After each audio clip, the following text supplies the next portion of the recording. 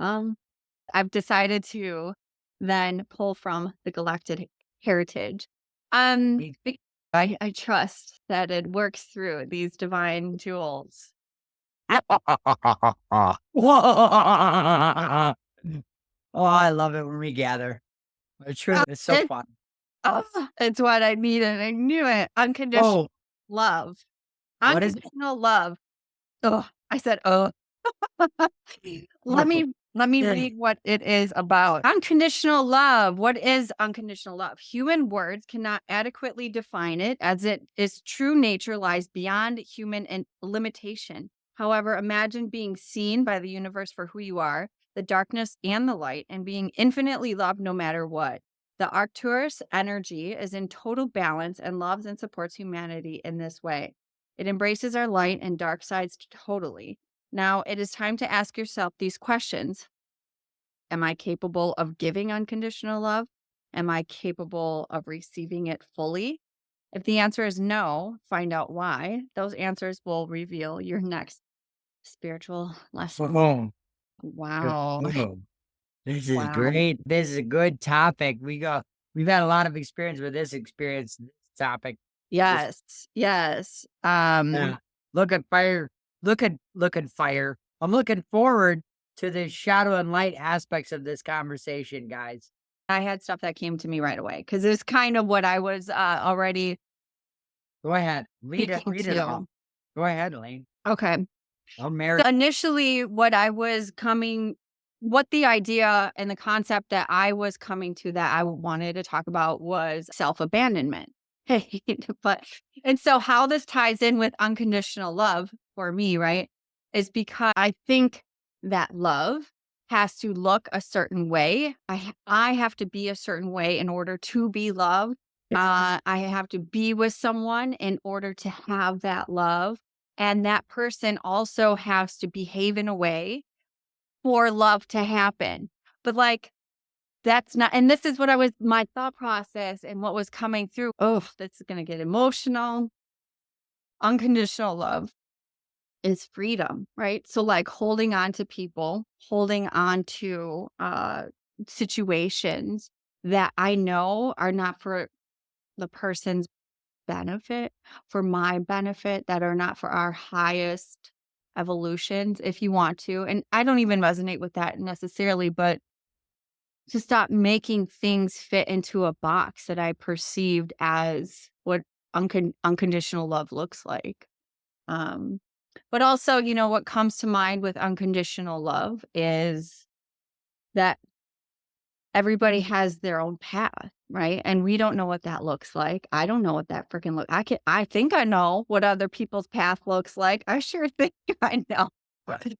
And I think I know what they're harming people, and I impose my thought process and my fear onto them in preaching unconditional love, but yet in the preaching of unconditional love and being dogmatic about it, I recognize that I am that as well.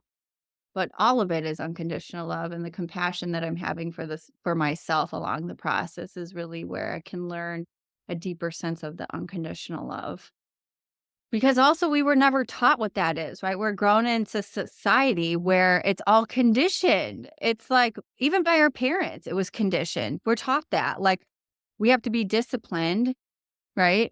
In order to be the good girl, be the naughty boy, or he's misbehaving, go in the corner, or those are our conditions to behavior modify and to correct a problematic whatever. And so do we really know what like that is? Can we even allow for that to happen? That's what I got for now. Well, we love that. Chris, you want to thank you, Elaine. I really love that.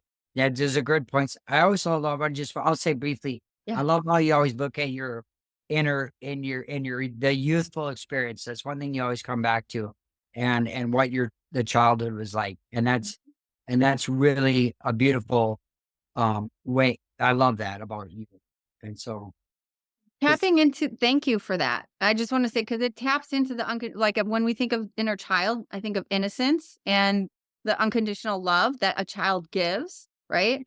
No matter what, they're just like loving. Even the abusive or negligent parent, they just love, they just, you know what I mean? It's just so, Yeah, and that we were Chris, before we live, I said I was explaining how much I love the different operating systems that mm, you, me, Elaine, or Ken like all have, and like how we see the nature of the and so Elaine, you always sister, we've known each other a long time, and I love that you always come back to that. Me, I like my mind and I expanded consciousness. What mm, does that look like? And it's very less. It's in many ways less human. Comes back to human, but see, and so, and it's like, it's so beautiful. Like Chris, I'm so interested to hear your thoughts on this. Go ahead and thank you. So here we go. So I actually took notes on you, Elaine. I took notes. Uh-oh. yes. Oh, I got pen and paper. Uh-oh, danger. So unconditional love. All right. So you said love a certain way. But I had a conversation with this lady one time, and she said, love just is. Love just is. It just is. There is no certain way. She, Right. you know, that lady was you. I That know. was you. Mhm. Yeah. When I was telling you what the opposite of love was, you're like, and now I incorporate into what I share with everybody. I would say I had a conversation with a very conscious individual, and she said, no, it's singularity. And I even go like this. I even go, it's singularity where we're all just one. Love just is. There is no opposite. There is no opposite. All right. So I share that with the whole world as I speak. Thank you, Elaine. All right. Thank you. Yeah. Yeah. Give it a shot. All right. So you said love is free. All right. Love is freedom. Love is wise. It's wisdom. Mm. Mm. Why the dumb? Why dumb? Why? Get out of the head. Go to the heart. All right. Then you said the path. We think we know the path. All right. The path, and then I wrote path versus destination. Path versus destination. And I was so I was thinking the destination, we all kind of feel to a certain deep rooted area that we know the destination, we know where we're all going, but the pathways are different. Some people have to go through the woods. Some people go through the water. Some people have to get out of the hole. Some people have to come back down to land. So the path is different for all of us, and that's the part that we don't know. But we do know the destination. We're all trying to go to the same place. We're just going there through different experiences and understandings Mm. of what we see. Oh, I All love right. it. You said society, the conditions, the discipline. And then I was like, ooh, you said discipline, but desire, dedication, determination. The four things that are instilled out in a lot of us to have that desire, dedication, determination, and be disciplined. I'm like, and that's the society of it all. Like, so we're now, so if that part, that's where we make our path. This is how it's got to be for us to make it through that part from our strengths and our weaknesses. So, as what I'm a very fast thinker. I'm lots of energy. So the slow idleness is not for me. So for my path, I need to keep it moving and grooving. I got to keep it, like I like the fast pace, but for somebody else, like my sister, I have my sister's, whenever I get excited and passionate, I get my, that voice, she shuts me off. She cuts me out like, nope. Library voice. I don't have a library voice. I think I said before, I don't have a library voice. I don't, that's painful for me. Ouch. You want a secret? Let's go out in the woods where no one's there, and I'll just speak my secret, you know? And then you said modify. That was a word you ended with, modify. I was like, why do we have to modify divine logic? Why do we have to modify divine logic? What's the point of that? What's the purpose of that? To make it our way? Because we want identity. We want it to be our way. This is my way. Hey, look at me. This is my way. When the way was created way before I was even born, which I'm going to land because I'm not going to my part of that was just my, those are Mhm. my, you said. So I'm going to land on that for a moment and pass it on. Thank you, Chris. Yeah. Chris, you led me off with a thought. You activated a thought marble inside of me, and it brought came. So you said, if I may share what we're feeling and picking up on when it comes to unconditional love. Chris, you said love, and I'm taking notes, Chris. Love just is. And I love Bashar And Bashar speaks of, and the truth of it is that everything is truly neutral. It is only until the mind has an opinion that that polarity or duality comes into an experience. So neutrality, the mind does have an opinion, and and there's an exorbitant amount of exhaustion that happens through mankind by even considering and what our perceptions and reflections of what unconditional love feels like from a physical self and other perspective of a human experience. We often think about, whether or not we were acknowledged, seen, supported, felt safe, security, those things come into to alignment. But as we know that happiness can lead to such great suffering because there's an expectation there. Mhm. And we can fall into the veil of ignorance, can come back and we just don't even know that we've already arrived, we're already fulfilled, we're already loved. The mother, Mhm. father, divine within us, that is already supportive, nurturing, and everything else. So there's a higher nature, a higher mind, or a higher heart that through consciousness that can see this through. And when before you pulled that card, Elaine, I was picking up on diplomacy. Okay, Mm. so I was hearing diplomacy. I don't know why, since we're talking starseed stuff, thinking a lot of the Palladian energy and wonderful diplomats. And so the higher nature of awareness, um, is always understands or quickly pulls back into that neutrality. Lower self tends to identify with between self and other, right? Mhm. It's like the guru that's within, the unification, connection to source, connection to God, connection to harmonization beyond that is there. That's there. But the lower self and our identity, and kind of like we can complicate this in what that looks like. And so it's like the lower self tends to identify needs, like a flower needs light, water, and nutrients, right? And there's this craving that happens, or this feeling of less than, or a lack of awareness that, or that action that we're giving ourselves that love, that self love. What does unconditional love look like? Now, the truth of it is, nature is duality is wonderful. It is beautiful, and we're all here to learn and grow and experience.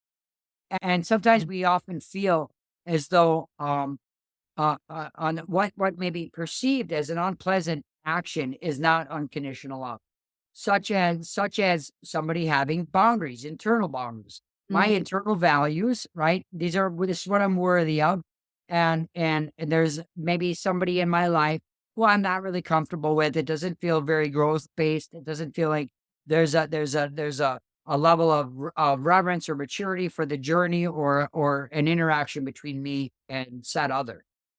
And realistically, I could pull away. I could choose to say, "Wish you well on your journey." Namastemos, John Stamos, Namastemos.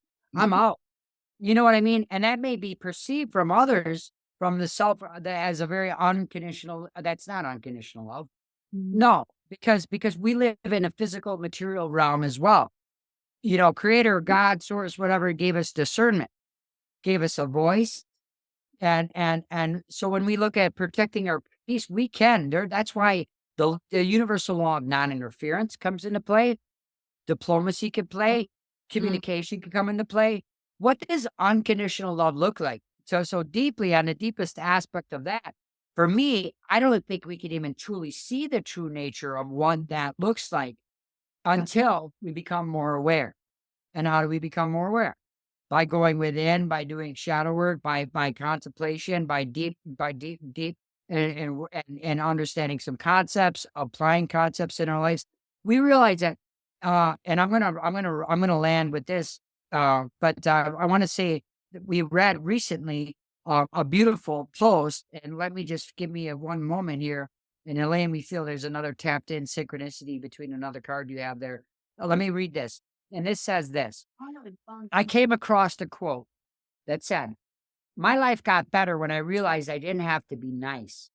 Nice got me," and this is their language, nice got me used, stressed out, disrespected.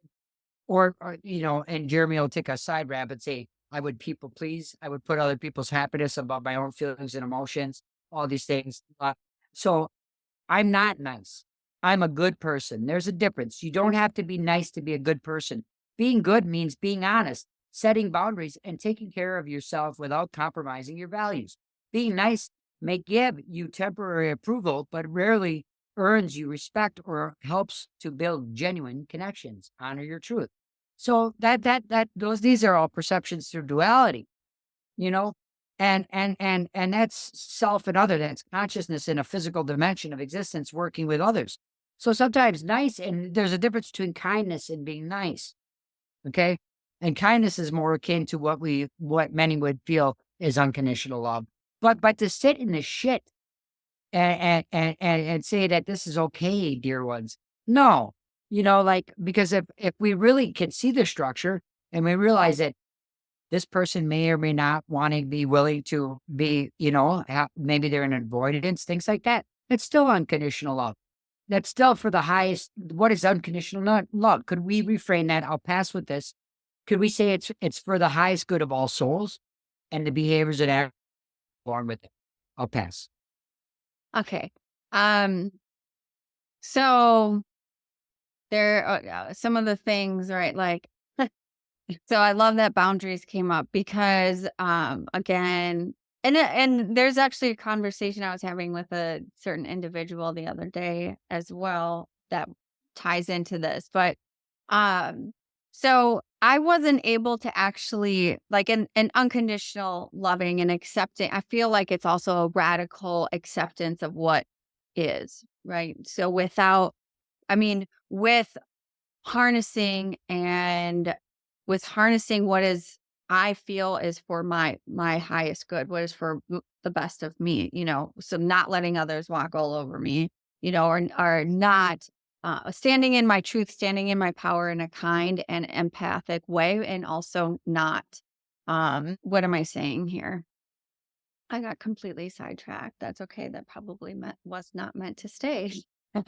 um, oh, so the unconditional love for I again, this comes to like I needed to learn through what wasn't like what unconditional love was not, or how I felt it wasn't, or the uncovering here, this is it. The uncovering of unconditional love, because it's always there. It's just me recognizing that what my ego constructs, the fear, the mind, all of those things, the fragmentation of our physical reality is what covers up the unconditional love that is there. But acting in a way, I think is kind of what I'm attempting to say, but acting in a way that is aligned with the idea of unconditional love is divine perfection, is the orchestrated mess of life. I love something you said, and I would love to get Chris's thoughts on this too. Something you said when you're talking about empathy and compassion. So for me, I've come to realize that with empathy, I can have empathy and compassion, but without awareness, it can cause suffering. And Yes. so, and I just wanted to say, interject that. That's All right. That's all right. Yeah, woosah, woosah, woosah. is- I'm just gonna public service announcement. I have a 7-minute and 40-second voice note that I explain what the opposite of love is. I sent it to all new Facebook friends, but anybody that hears this, if you want to hear it, just message me and I'll pass it on. All right. So that being said, all right, unconditional love. All right. I'm gonna start off with 2 parts that I like to say about love. Love, and I think I said it before in the last meeting, but love, it's a 4-letter word in an English format, in the English language, that we use to describe an energy that we cannot define. The moment we define it, it's the moment we put limits on it. And so that's a no-no. As soon as I put it in that box, I'm holding my phone, so I can't use 2 hands, but this part and then that part, right? All right. As soon as I do that, I'm starting to lose it. I'm losing it. Now I'm manifesting and creating my own form of it, and that is a disgrace and disrespectful to love in general. Okay? So that part. Another part I like to say is love is giving somebody the ability to hurt you. All right. And even though we're all taught, if you love me, you won't hurt me. BS. If you hurt, you know what? If you truly do love me, you're gonna hurt me. Namaste. Thank you. Gratitude. Oh, make a tear come down my cheek. Please do. As a kid, I haven't cried so long. I'm looking You're gonna make me cry, please. I'll be blessed. I'll be blessed with them tears. All right. But I don't want to hurt you. I don't want to hurt you. All right. Do you even love me? Do you love me? You know, what? How much growth have I had through pain? Wow, I've had a lot. All right. So with that part being said, all right, that's one part. And I'll probably go back to it because I actually put a star where I want to put that definition, but I started out. Unconditional love. All right. So no conditions. Conditions create expectations. Expectations create betrayal. If I have no expectations, you can never betray me. Only with an expectation can you actually break that expectation. And now, oh, you betrayed me. You promised me. So you promised me. Now I expect something. If I expect it, now you can break it. But if you never promised me, if I never expect you to do it, then you really can't betray me. As love has no limits. Back to that part. Love has no limits. All right. So expectations means I'm putting conditions on it, but no limits. No limits means I can't be controlled. But we as a whole, the human race, the people, the beings that we are, the souls that we are, desire to control. Why? Why do we need to control? Control is and desire is taught, trained, and perceived. It's perceived. So these are programs, taught, trained, programmed, perceived to control. All right. And then that's where, again, I go back to the love definition. As love is a word that we use in English form to describe an energy we can't define. We can't define it. So then I was like, the heart is represented as love in physical form. In the physical, we all agree that the heart. But really, it's not love. It's the magnet. It's the magnet that attracts the love we get to experience. So one of my newest things I've been saying, like the last week or two, is that love, I don't own it. It's not mine. It never was mine, never will be mine. It's something I get to embrace and I get to hold on to. Before I was alive, before Chris was actually in this vessel, love was here. And after this vessel goes back down to the dirt or goes up in the high in the sky or wherever it's going to go, love is still going to be here. Love is everywhere. So in doing so, that part of it, when I share love, I'm not sharing my love. I'm sharing love. I'm sharing love. I'm giving you love. I'm not giving you mine. I'm giving you love. Love is in everything. I'm giving you what this life form here, this vehicle has within me in my cup. I'm giving it, but it's not mine. Never was, never will be. It's not yours. It's just something we get to embrace and share together. The diplomacy, just a little add tidbit on diplomacy is, I was thinking, someone actually gave me good explanation. So every town has diplomacy and has government rules. Every city has government rules. The state, the country, the continent, the world, the solar system, the galaxies, the universe. So universal law is at the top where everything trickles down. But every governmental spot, even in the galactic side of things, there are different galactic laws and rules. To come down to Earth, you got to do certain things.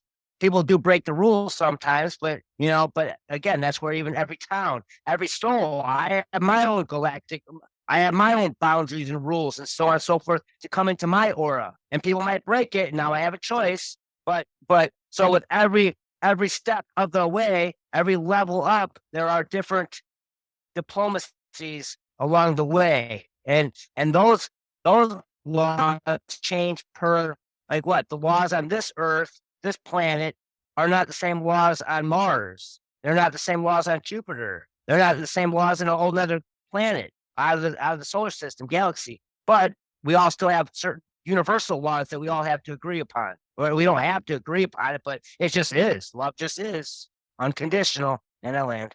I love how you take the words and you take them apart and you connect them to each like different little nugget. Like every word is connected to a concept and to a different thought pattern. I love it. I especially love when you talked about referred to Mars. So like if we look at water spirit here on Earth, and there's water, and the water is in the ocean, so on and so forth. And if we were to hypothetically say that there is no water on Mars currently, in the realm of possibility. Does water still exist? Of course it does. So all these, so the ways in which we see things all exist, and that's really the crux of it. Like for me, it's like, how can I end suffering? So actually looked up the word condition, and because I think by saying unconditional love, and we as human beings try to just be unconditional love, unconditional love. What is that? Is that just being? I mean, because we live in a physical nature, we live in a realm that as human beings live in, it is intention and it is action. And so condition means, by definition, the state of something with regard to its appearance, quality, or working order. Now, because we have emotional bodies and all these things, and as human beings, we will want the healthiest optimal system. So we don't have to discount the nature of that. And it's almost like if we just continue to say, well, just be unconditional love. What is unconditional love? Well, again, it comes back to boundaries. It comes back to alignments. It comes back to the being able to communicate, all these things, and so conditions are not bad. I think by saying unconditional love, that we're saying let's dismiss conditions, where conditions are wonderful because it's a state of a working order, and a healthy, and that sounds like healthy. And because we're human beings, and because we have unpleasantries, and because there are those who may desire healthy relationships, and those who not.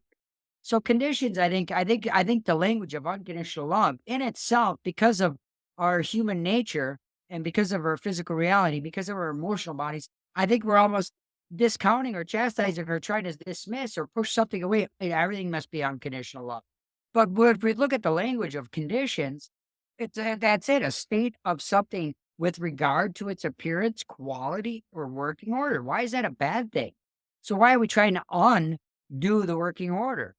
And it's just a contemplation. It makes sense that we want to be able to communicate. We want to have as least unpleasantry in our lives as possible in our human experience, and that those things are important to look at.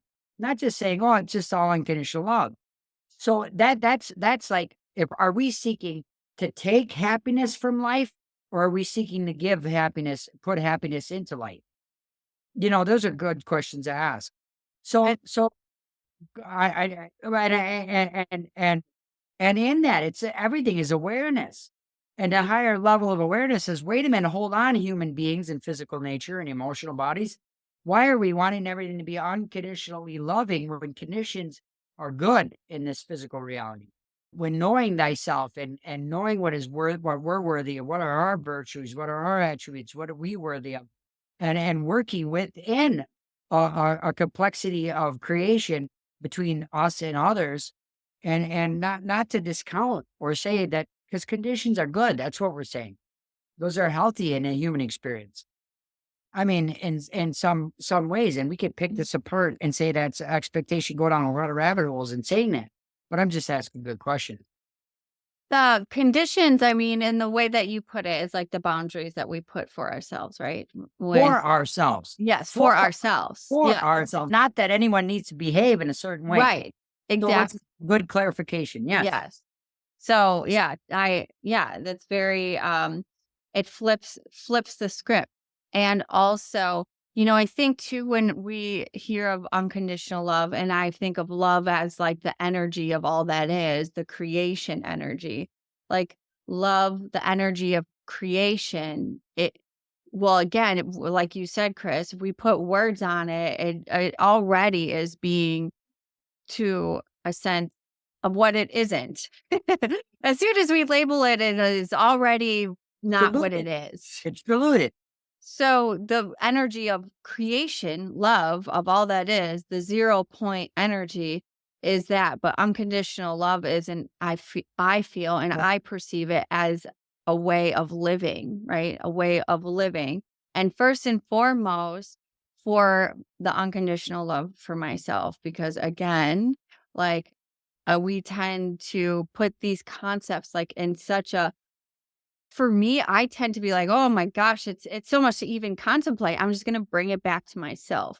Because I recognize, again, when I am unconditionally loving to myself, I am fulfilled, I am doing and acting and being in a way that is a vibratory match to what I feel unconditional love is, people that come into my life and act a way that I don't necessarily agree with will then leave. And I'll be okay with them leaving because that's the unconditional loving state, because I'm allowing them to leave without trying to manipulate them to stay in a certain way. I mean, for even just strangers, kind of what Ken said in the first episode, treating everybody as if they're going to be in our Lights life forever. forever.